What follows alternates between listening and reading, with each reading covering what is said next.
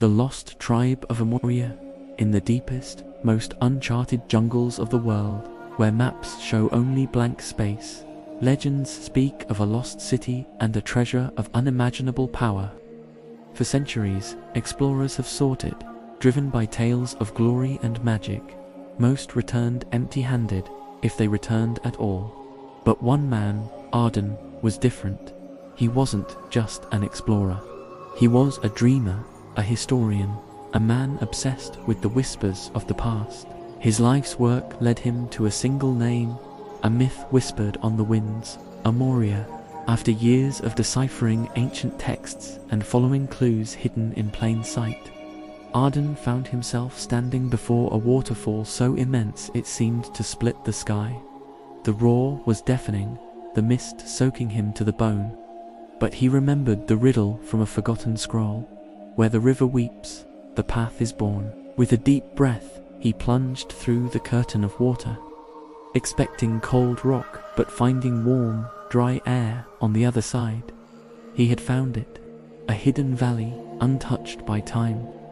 Crystalline rivers snaked through lush greenery, and strange, beautiful flowers pulsed with a soft, internal light. In the center of it all was a city, not of stone or steel, but carved from living wood and woven from giant leaves, seamlessly integrated with the forest. This was the home of the Amoria, a tribe thought to exist only in legend. They emerged from the trees not with weapons, but with quiet curiosity. Their skin was adorned with swirling patterns that seemed to shift with the light, and their eyes held an ancient wisdom. Their chieftain, a woman named Lyra with silver hair and eyes the color of the forest floor, stepped forward. She spoke in a language Arden had only ever read in books, a tongue as musical as birdsong. She welcomed him, not as an intruder, but as a long-awaited guest, foretold by their seers.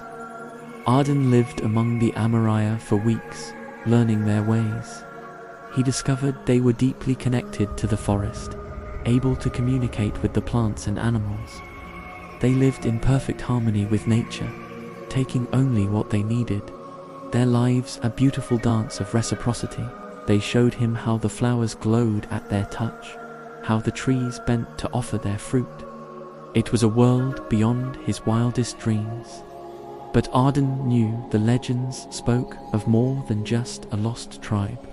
They spoke of a power source, the heart of their society. One evening, Lyra led him deep into the heart of the city, to a vast, cavernous chamber inside the largest tree.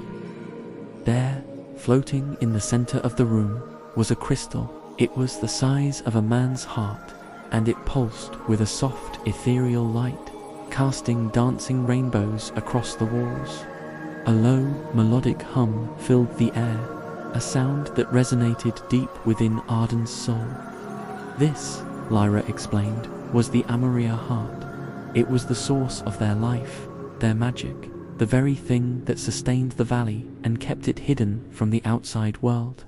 It nurtured the land, healed the sick, and connected them all in a shared consciousness. She told him the heart tested all who approached it, reflecting their true desires, their deepest selves. It offered a glimpse of their ultimate potential. As Arden stepped closer, the hum grew louder, vibrating through him. The light intensified, and visions flooded his mind. He saw himself back in his own world, but not as the little-known academic he was. He was famous, celebrated. He held the heart, and with its power, he solved the world's energy crisis. He cured diseases, ended famines. He was a hero, a savior, lauded by all. The vision was intoxicating, a siren song of power and adoration. He saw wealth beyond imagining, influence that could reshape nations.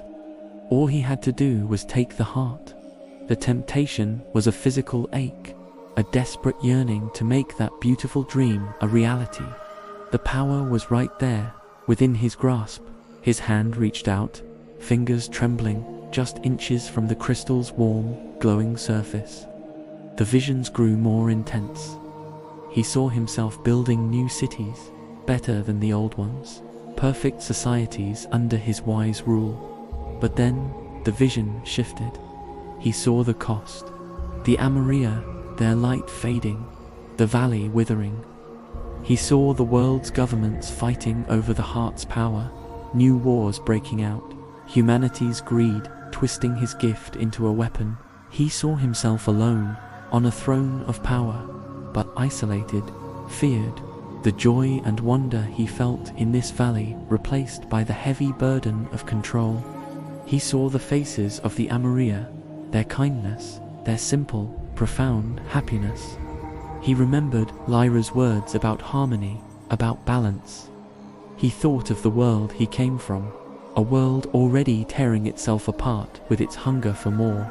Bringing the heart there wouldn't save it. It would only give it a more powerful way to self-destruct. The heart wasn't a tool. It was a living part of this land, this people. To take it would be to kill them, to kill this beautiful, perfect world. With a gasp, Arden pulled his hand back. He stumbled away from the crystal, his heart pounding, the seductive visions shattering like glass. He looked at Lyra, his eyes filled with a new understanding. "It doesn't belong to me," he said, his voice hoarse. "It doesn't belong to my world. Its place is here." A slow smile spread across Lyra's face. The elders, who had been watching from the shadows, nodded in approval. The test wasn't about strength or worthiness to wield power, but the wisdom to refuse it. The Amoria heart didn't offer power to those who desired it, but to those who understood it shouldn't be desired at all. By choosing to leave it be, Arden had passed their most sacred test. He knew he couldn't stay. His presence, however well-intentioned, was a link to a world that could only bring harm to this fragile paradise. The time came for him to leave. The entire tribe gathered to see him off. Lyra gifted him a small, smooth river stone. It wasn't magical, it held no power, but she told him it would always remember the song of the Amoria's river. As Arden stepped back through the waterfall, the roar of the water once again replacing the hum of the valley, he felt a sense of peace he had never known. He had found the greatest discovery of his life, not a treasure to be taken, but a truth to be understood. He returned to his world with no proof, no fame, no riches. His journals from the expedition remained locked away, his secrets safe. Sometimes, late at night, he would hold the small stone in his hand, and if he listened very closely, he could almost hear the faint, melodic hum of the Amoria heart and the gentle song of a world that chose harmony over power. He was no longer Arden the explorer, driven by what he could find and take. He was Arden the guardian, defined by the secret he kept and the treasure he had left behind. Thank you for watching. If you enjoyed this journey into the unknown, don't forget to like this video, subscribe for more stories, and hit that notification bell so you never miss an adventure. Until next time, keep exploring.